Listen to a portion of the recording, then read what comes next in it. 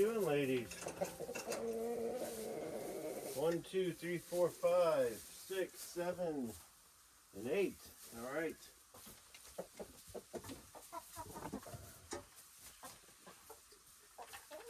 Hi, Thelma. Hazel.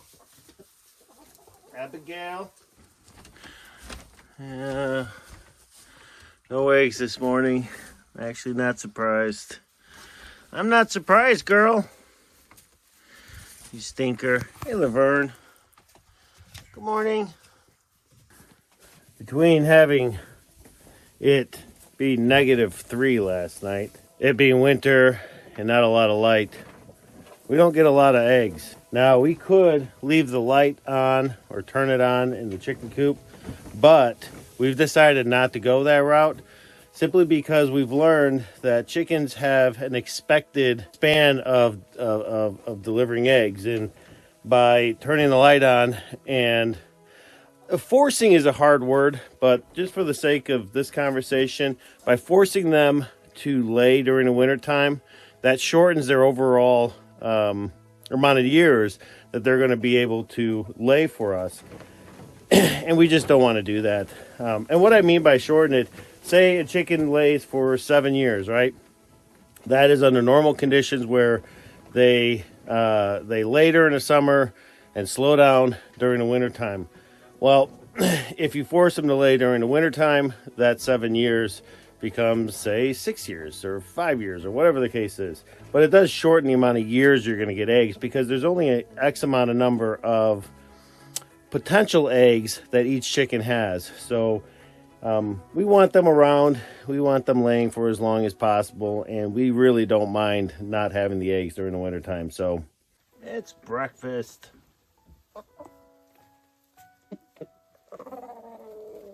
So we are going into our 4th winter here in Maine, and this video I wanted to kind of go over a few things that we've learned about the winters here and things we can do for ourselves to make winter a lot easier. Before I get into that though, I do want to thank Donna. She sent me this beautiful hat that I've been wearing. Now unfortunately I won't wear it when I'm working because I don't want to mess it up. It is very beautiful and very warm.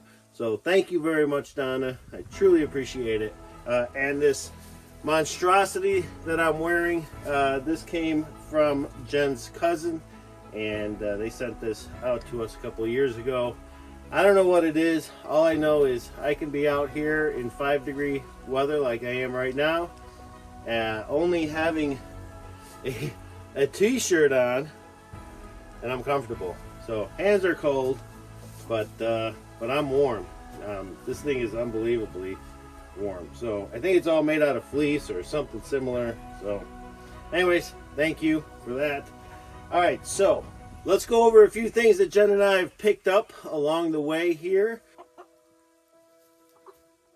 The snow gets everywhere, and we do our best to make sure that we try to cover everything up that we can before the snow falls.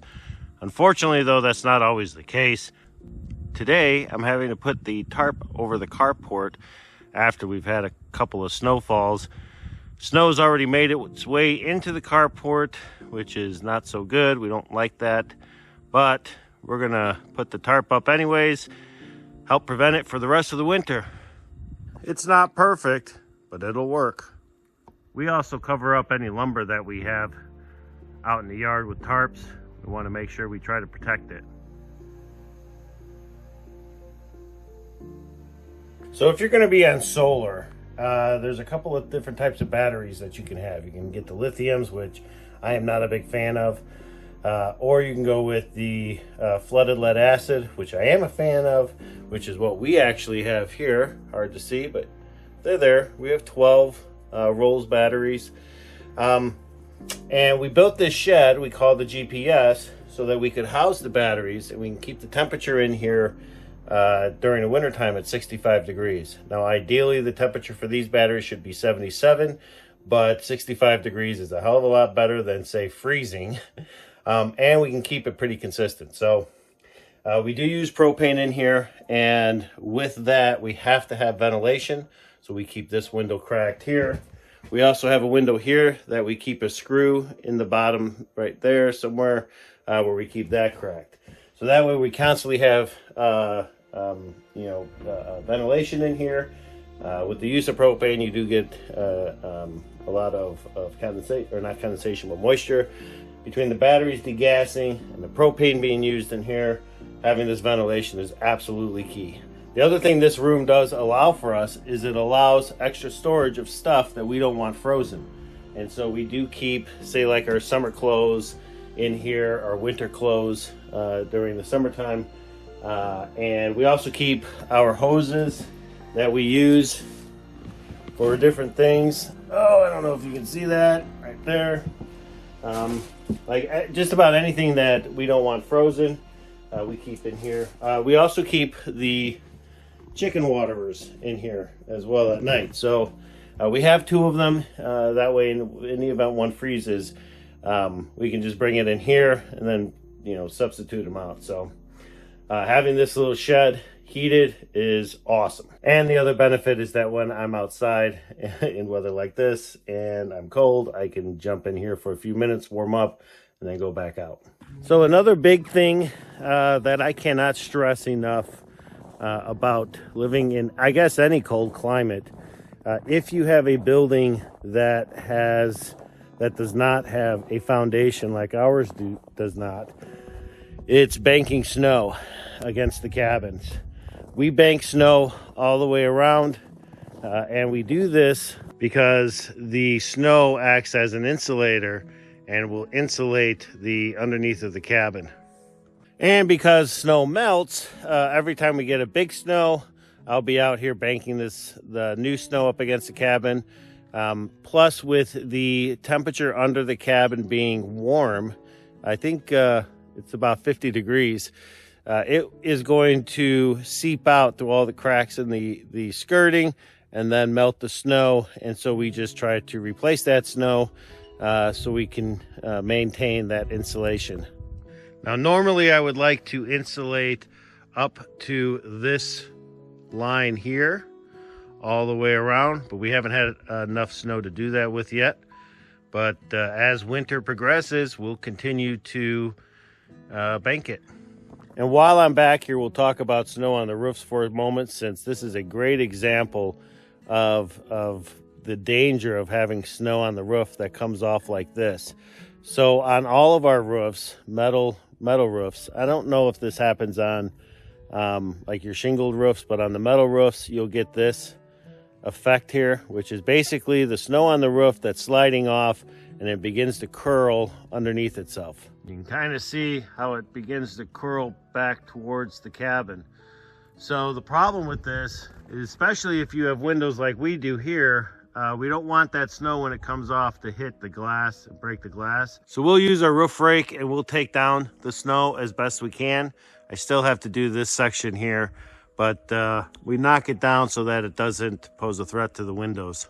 The other threat is the obvious threat of walking underneath it and having it fall on you. Now, it doesn't happen a lot, but it has happened to me more times than I'd like to admit, specifically over by my grill, which is right underneath the roof of our porch. And I promise you, it's not fun to be standing at the grill and all of a sudden get a head full of snow. Now, staying on the whole banking topic, the one thing that we don't want to bank is our access point underneath the cabin. That is insulated with 2-inch foam board, and I tried to keep that open, so if I do have to get underneath the cabin, I can. Another thing that we've learned is that a no-freeze spigot outside is an absolute must. The other thing is, if you're going to use what we're using here, which is this little this Y, keep these open, because if you shut this, the water that stays in this section of the hose and up through the valve here will all freeze. So we keep these open, and when we want water, we'll hook up to the hose point on this, and then we have water.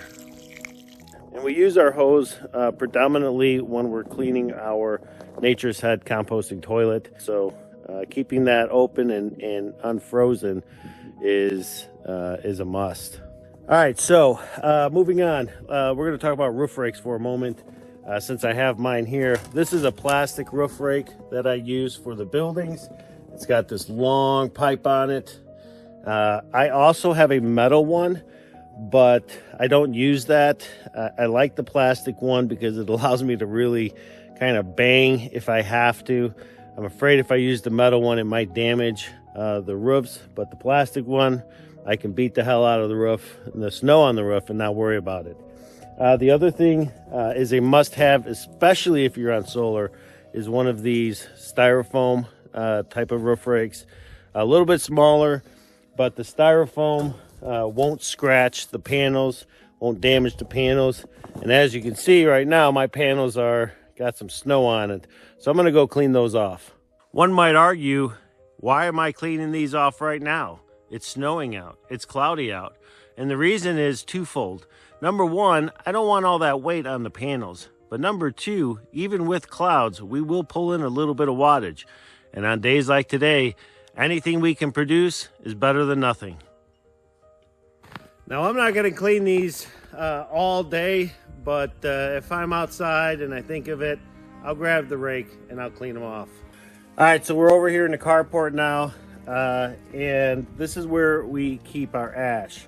Now, ash and sand is in our opinion, the only way that you can really make sure that you have walking paths, driveway or your road ice-free.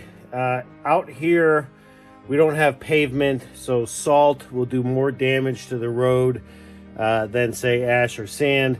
And I'll show you real quick here how we store our ash.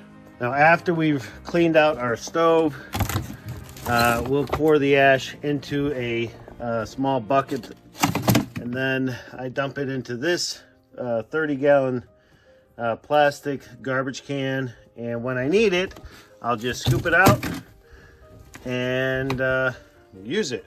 The key here is to not let your ash get wet. And unfortunately, the last batch I put in there was frozen, so I had to put it in the GPS, let it thaw out, and then we dumped it in here, but it looks like it froze. So that's going to be a pain in the butt later when I need to go to use it. So, but anyways, keep your ash. If you have access to sand, where we live, the town uses sand on all of our gravel roads, and so we have access to it. Check with your towns to see if you have access to theirs, because it helps tremendously, especially in the spring once everything starts to thaw and that snow breaks down and turns to ice. Now, one of the more creepier things about winters here in Maine, and I guess it would really go for anywhere where it gets super cold, and if you're living in the woods, don't be surprised if the woods talk to you at night.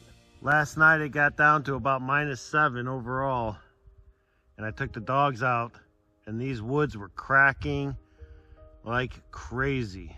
During the warmer months, we would just chalk that up to an animal, albeit a moose or deer or a bear, something moving through the woods. But during the winter time, when it gets that cold, you can't really tell if it's an animal or if it's just the woods cracking.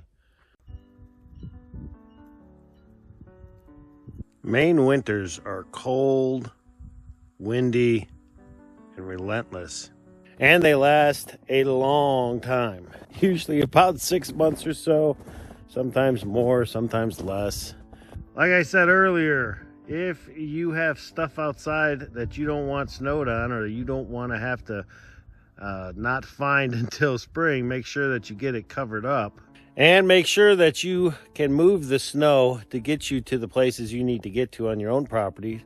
We burn our paper goods back there, but we have to plow this area just so that we can get back there. If we didn't plow it, we'd be hiking on snow and through snow, and that would just suck. Our chicken run has definitely worked this winter. We're pretty happy with the way that it has performed so far. What you're seeing today is the third snowfall that we've had since winter started this year.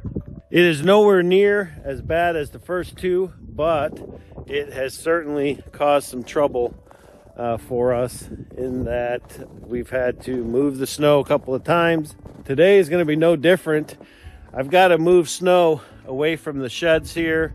I got to move it away from the door so I can also get into the woodlot.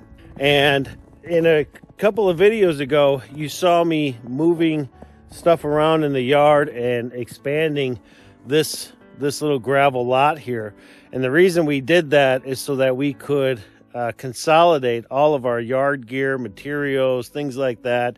We put everything on pallets so that I could easily move it in here and that it's all in one spot. And as you can see, after a couple of snowfalls, it has gotten buried in snow. The chances of us being able to get anything out of here without doing quite a bit of work is probably not going to happen. So it's important to put stuff away when winter comes because, you know, at least now I know where it is. And if I do need to get it, I can spend the time to get it out of there. In years past, we didn't have that. I literally had stuff scattered all over the yard, and it really sucked when we had to go find something. Living in Chicago as long as we did, we knew about cold. It got cold in Chicago. Now, we didn't have nowhere near the amount of snow that we get here in Maine. And when it did snow in Chicago, it would usually melt relatively quick. Now, that's not to say there's times when we had snow for, extended periods of time in Chicago. But for the most part, it would get really, really cold, really, really fast. But then it would just warm up. Here in Maine, the snow that you see that's falling, the snow on the ground here, that snow is going to stick around till the end of winter. There really is no warming up. The only reprieve that we get sometimes is, for instance, next week, it's going to be up into the 40s. But the danger with that is rather than snow, we're going to get rain. And so you'll have to stick around for that video because what you're going to see is this beautiful snowy paradise turn into one big ice skating rink. So there's a few other things to share with you folks. Number one is making sure that you have more than one pair of boots or more than one pair of camp shoes that I like to call them, because when your shoes get wet, it's never fun putting on wet boots or wet shoes. So Jen and I have incorporated multiple pairs of boots and multiple pairs of shoes that we can wear. For instance, the shoes that I have on today, what I can do with these boots is bring them inside, let them dry off for a couple of days, and then I'll be able to wear them again. And in the meantime, I've got an extra pair that I can use.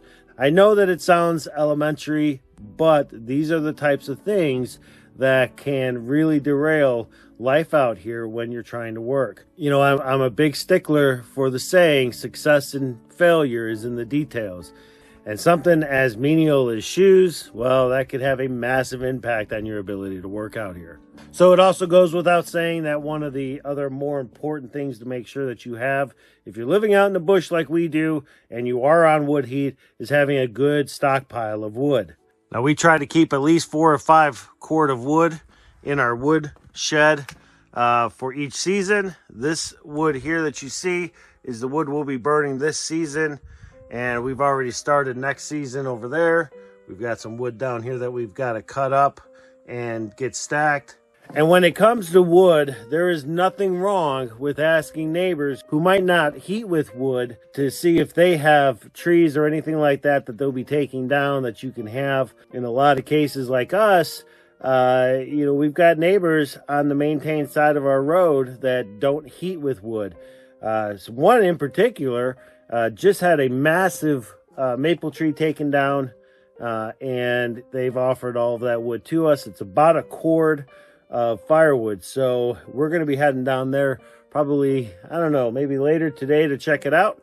And then over the next couple of days, we'll go up there, we'll buck it up, bring it back, get it split, and get it stacked for next winter. Now, the point of that is that you don't always have to get all of your wood off your property. You know, in our case, to get firewood, it is quite the effort.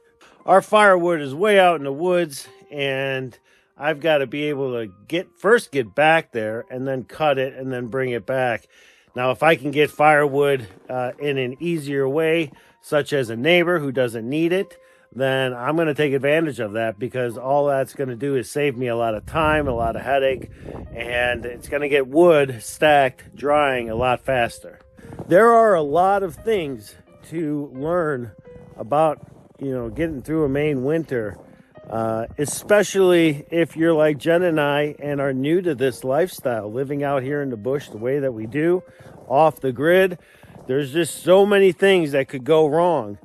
But taking small steps to ensure that you mitigate any of those challenges is key to really having a thriving, productive life out here. I mean, the alternative is just constant struggling, constant pain, sort of like our first winter. Another issue we knew was going to be an issue is the snow buildup on the backside of the chicken run. So that is a lot of snow, and I'm going to need to get in here and shovel all of this out. If I don't, what will happen is, as more storms come, this snow is going to continually rise up onto the side of this. It's going to put a lot of pressure on that plastic and on the framework, and I don't want to have any issues with this thing caving in on the side. And that's exactly what I mean. Something as menial as just clearing snow off of the canopy here, off of this run, is something we've got to do. If I don't, we're going to have problems. But if I take the time to do it right now, then it really will alleviate a lot of those problems. In addition, as I'm looking at the chicken run, I also want to take all this snow here, this big bank, and I'm going to push that up against the coop to help insulate that coop a little bit more, similar to what we would do on the cabin. So another thing I like to do is, when I am outside, the water for the chickens is going to freeze, and I can help mitigate how quickly it will freeze by just coming in here and giving it a little shake. And speaking of the chickens, they are all in here just kind of hanging out, trying to stay out of the weather. It is cold today, and being out in the run is a little chilly, but looks like they are all nice and comfy in here. They've eaten all the food, which is awesome. We also keep food here for them so that they always have access to the food. I may actually bring their water in here as well, just to keep it out of the wind. Maybe it won't freeze as much or freeze as fast. So that's a lot better, I think, having the water in here. That way it's not out in the elements. Hopefully it won't freeze as fast, but if it does, we have the second water that we can grab, put some hot water in it, bring it back in here. I think I'm also going to turn this light on. We have this little switch right here. That way it stays lit in here, and because it is on solar, I'm not too worried about running any electricity. We don't have any eggs, which is not surprising. It is freaking cold. And if I were a chicken, I certainly wouldn't want to be laying eggs this cold. So, all right, well, guys, I think that's going to do it for this video. I am freezing. I've been out here a while. This thing has definitely helped keep me warm, but it's cold. All right, folks, well, thank you so much for sticking around and watching this video. I hope I was able to explain a few things and kind of show some of the things you can do to help alleviate some of the challenges you'll face, during a Maine winter. Now, there are a ton of other things, but I think for this video, we'll stop there. It's time for me to go in and warm up and just kind of relax today, I think, for a little while, at least, maybe until the snow ends. Or the snow stops. We'll see. All right. Well, again, thanks a lot for sticking around watching this video. And if you liked it, hit that like button, hit that subscribe button. We'll see you folks on the next video.